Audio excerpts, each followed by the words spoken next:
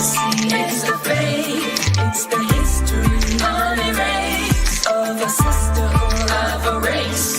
It's the strength of me, it's the strength, it's the legacy, it's the faith, it's the history, unerased of a sisterhood, of a race. In my shoes, listen to my blues. I stand before you, resilient. Hey everyone, this is Unerased Black Women Speak, another Instagram Live Thursday with me, your host, Levi Perrin. Tonight we are with Dr. Tyra Gardner out of Philly. Yes. So Dr. Tyra is a mental health practitioner and scholar who has over 20 years of experience helping clients with a range of behavioral issues such as anger management, depression and anxiety, and relationships too. Yes. So tell me a bit how and why. How did Dr. Tyra come to be in this space? Oh my goodness. So actually I fell into it, right? I started out, I wanted to become an attorney. And I started out wanting to be an attorney, and I did. I took a turn and just never went back. Let me tell you, I took a whole turn. Oh my goodness, Levi, I took a whole turn and I never went back. And it was like so funny because I think back maybe about 10 or 15 years ago, I actually went back, took my LSATs again, and was on my way. I'm like, you know what? I had enough of this therapy thing. I'm going back. I'm trying to be a lawyer. I'm done with this. And then I was just like, never mind. I'm good, actually. I said, I'm good. I was just like, I'm good. I'm just like, I said, you know, sometimes we think about what we want, right? And then what we want as our calling. And that's not what is destined for us. That's not what God wants for us. So at that point, you just got to make that decision to say, you know what, let me walk in the path that was created for me. And I said, it must be therapy, you know. And then as I started, you know, really discovering myself within my career, I was like, I need to niche myself.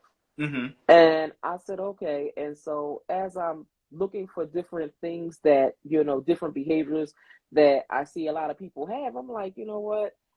I started looking at myself and some of the things that I was doing. And I was like, wait a minute, I do have a touch of anger, because I was working at a hospital in the area at the time, and they was trying to get everybody to get this anger management, go get anger management.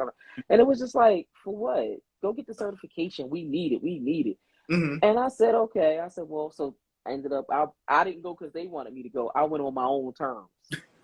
And so I went, and I wouldn't even let them pay for it. I was like, I don't even want y'all name. I don't want nothing coming here directed to y'all, because I don't want no association with y'all. This is mine. This is all mine. And so I went ahead and that's when I decided to niche in anger management. And it was like, you know, and that was like one of the best things that I could have did, you know. So, yep. And that's how it got started. How it came to be. Yep, that's how it came to be. And here we are, 28 years later. I'm like, oh my goodness, who would have thought?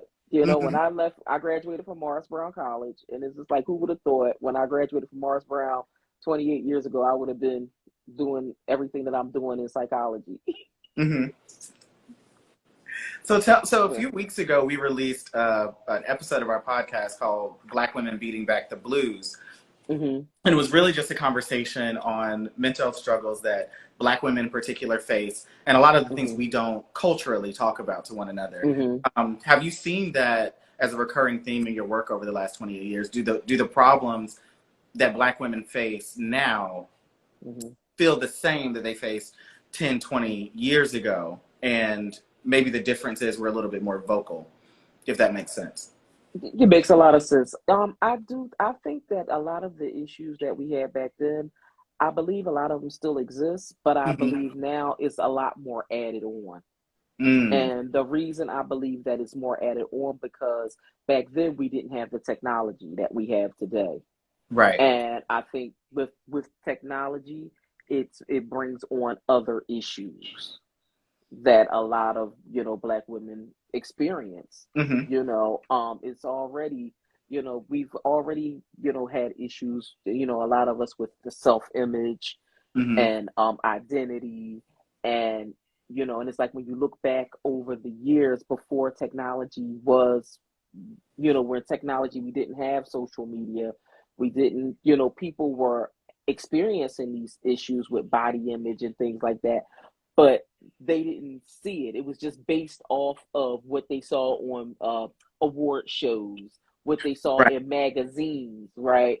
But now we have all of this put in front of our face every Yeah, you day. weren't seeing thousands of pictures every single day. Nope, wasn't seeing thousands of pictures every day. Wasn't seeing everybody getting BBLs. Hmm. I'm Yeah, telling the truth, Levi. It's all over. every All over day. social media every day.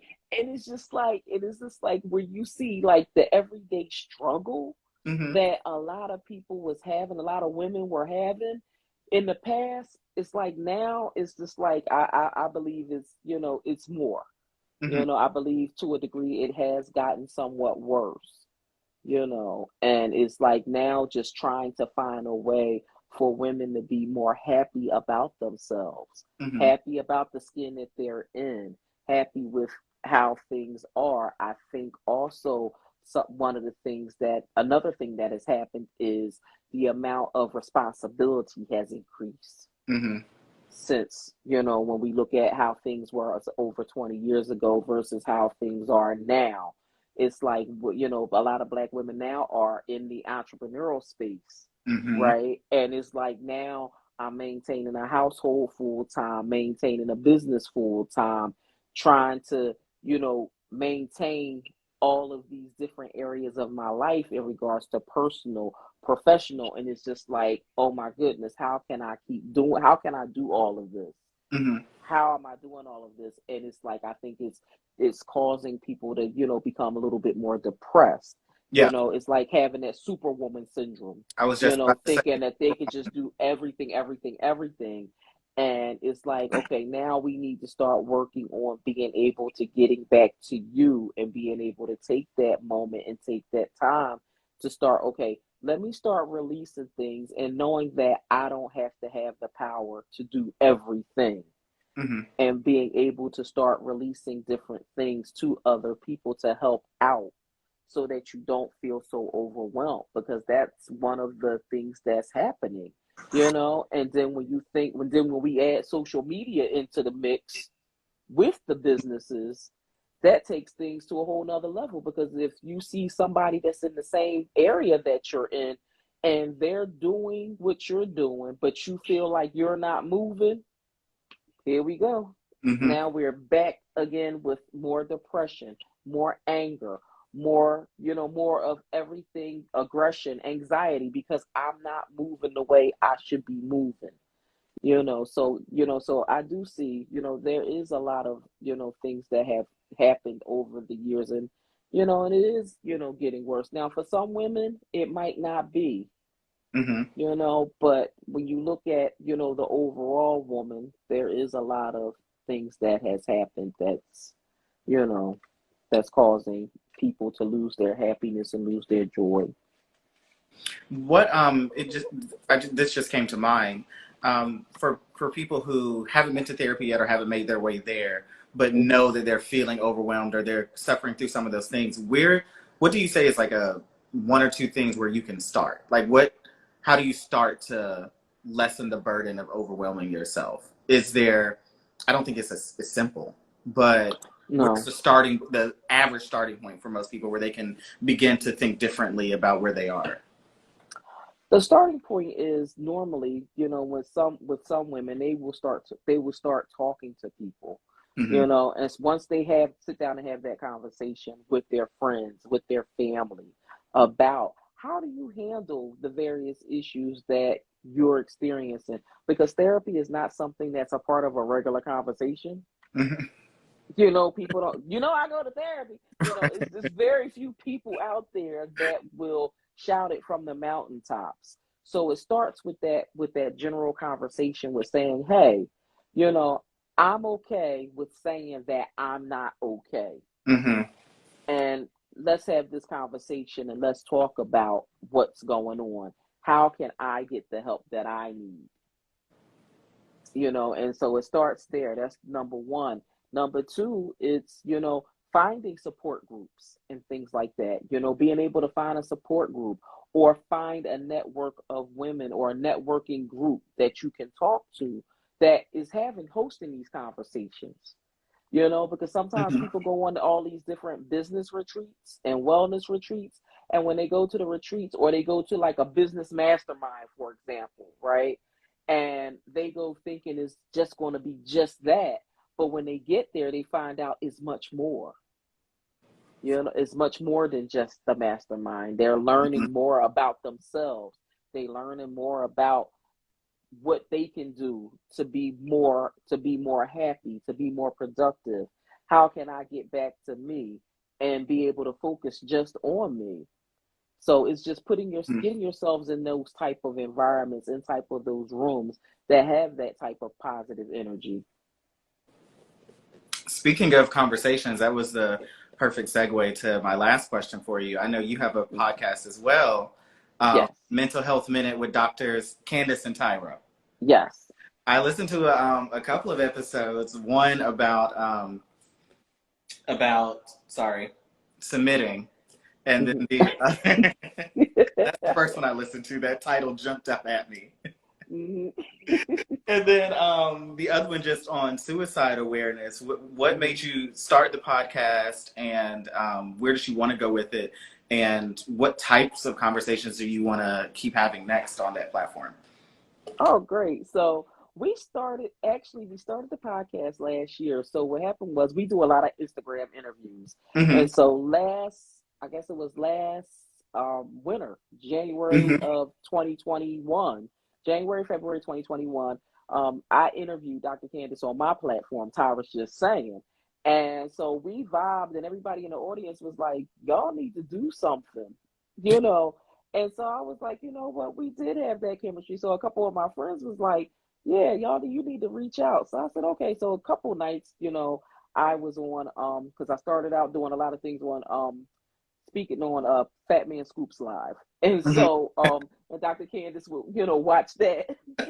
And so her and I just connected, and we was like, okay, let's do this. And so we started out just doing the Instagram Live, and then we decided to take it on over to making it a podcast and Mm-hmm. started, streaming it, doing it on YouTube and everything. And so that was the reason that we decided to do that. We want people to be mentally well. Mm-hmm. That's number one. We want people to be able to have those conversations that they normally do not have. And so the topics that we choose for that particular platform is, we want to have those conversations that people are afraid to have in public. We want to be able to address all of those issues and be able to let people feel comfortable with asking us questions about Mm-hmm. those issues, because people are like, why that topic? And it's just like, well, these are topics that, we know that a lot of Black families don't talk about a lot of this.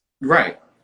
And so at this point, we're like, no, we want to have this. We want to be able to address these topics and, and have people have a better understanding of what's going on in all communities. And so, so we got a couple more shows. We got some new segments coming up, and Good. we got a couple shocker topics. Oh, we'll stay tuned. I can't wait to hear them.